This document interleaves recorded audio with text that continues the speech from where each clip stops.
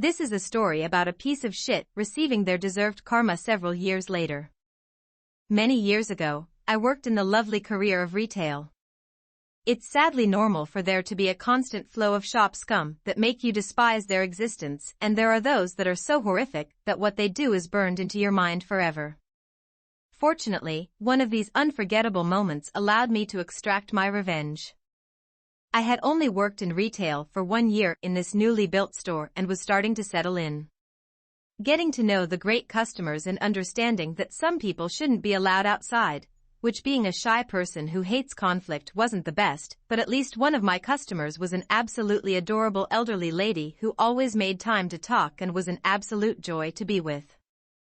It had been some weeks since I had last seen her, but one morning, I see her car park into the disabled parking bay, as she already has a blue badge, only this time she hobbled out of the car on crutches with a pot on her leg.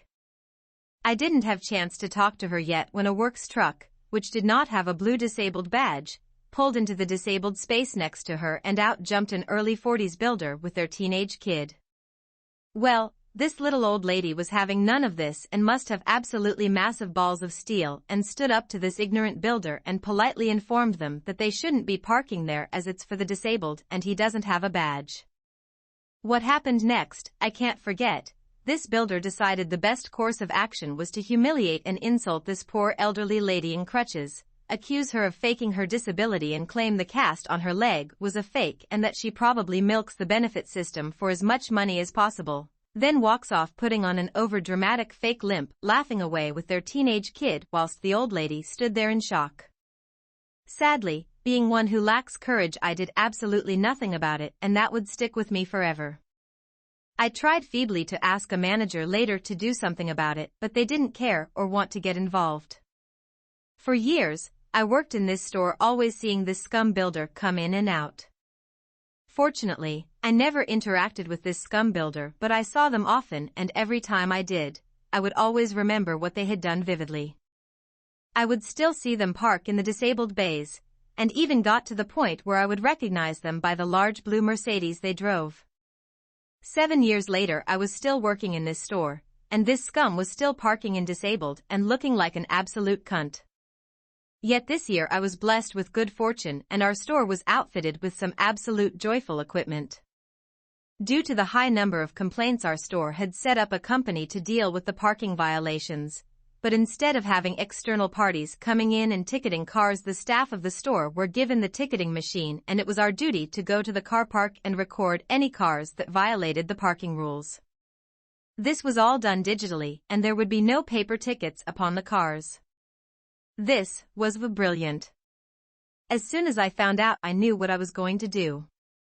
It didn't take long for me to learn how to use the machine, and it certainly didn't take long for the opportunity to get revenge, and so it began. There were 3 rules for parking, and if you break these rules there is a lovely £80 fine in return each time it happened. The first rule, no parking in disabled without a badge. And I know well that the scum builder is certainly violating this rule, and it wasn't long until I saw him next, and as soon as he entered the store, I quickly scurried out with the ticketing machine, and lo and behold, there was the oversized blue Mercedes in the closest disabled bay, with no badge. I smashed them car details in with some well-shot photos and sent the report off so that they would receive a lovely letter of their fine they would ask to pay. That's not enough though, but fortunately it takes weeks for them to finally receive the ticket, which grants me the opportunity to constantly ticket their parking violations. Because as you would expect, the scum would always park in disabled, and as I worked at the front of the store I would always know when they had parked. After ticketing their car dozens of times, the scum unfortunately learnt their lesson, as their oversized blue Mercedes no longer appeared in disabled parking bays. But as you expect, the scum would still be scum and they would find their new parking space inside child parking. Rule 2. Don't park inside child parking without a child. Had this scum gotten enough, I thought? Of course, not. They haven't learnt their lesson and continue to be a complete wanker and park in the child parking, which we didn't have many spaces for. At this point, I knew all their car details by heart and would gleefully fill out the ticket machine as I skipped over to their car violating the child parking and take the photos needed for them, including shots of their cat seats that bear no child seats in them. And as it became routine, this once again carried on a few weeks more of tickets being created, and eventually they start receiving the fines. Fortunately, me being me, I am completely invisible to others and often looked over, and I have yet to be seen or caught. But as all good things must eventually come to an end, when the scum came into the shop, their blue turd automobile was no longer there in child parking, or disabled. Has the scum finally learnt their lesson? Would you be surprised if they had not? As it didn't take me long to find them. Rule 3, you must park inside a marked bay. And what a surprise, the scum still manages to fuck this up. They would park over the line, taking 2 spaces up. Well, guess what? That's a job for me and my ticket machine. Trying to park inside taxi parking but can't fit the big-ass car in it? Boom, that ain't inside a marked bay and catching another ticket and fine for the have one single wheel slightly over the white line of a bay?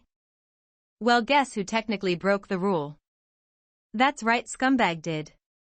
And there goes a few more weeks of fun, until eventually scumbag runs out of ways that they can possibly break the rules and our company hires externally to start ticketing cars, so my beloved weapon of justice goes to rest.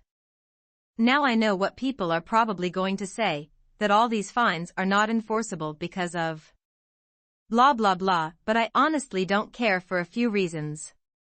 Firstly, I'm being paid to do this, so either way my time or money isn't wasted. Secondly, it did have an effect as they repeatable changed their parking habits.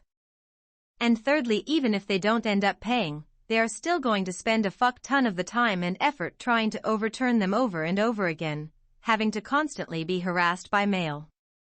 Overall, if all the fines are counted separate and added up, they would have received thousands of pounds worth of fines, building up over time for being scum. Cherry on the top, about 3 years later I walk by this piece of scum on the car park and watch as they scream at some innocent dude in a high-vis jacket, accusing them for being the one giving them all parking fines. Which put me at peace, knowing this must have seriously got to them and cost them to still be raving mad after 3 years. Short version, I give someone many small parking fines adding up to the thousands of pounds for insulting a disabled lady several years earlier. Thanks for watching. Subscribe, like, and turn on notifications to never miss a video.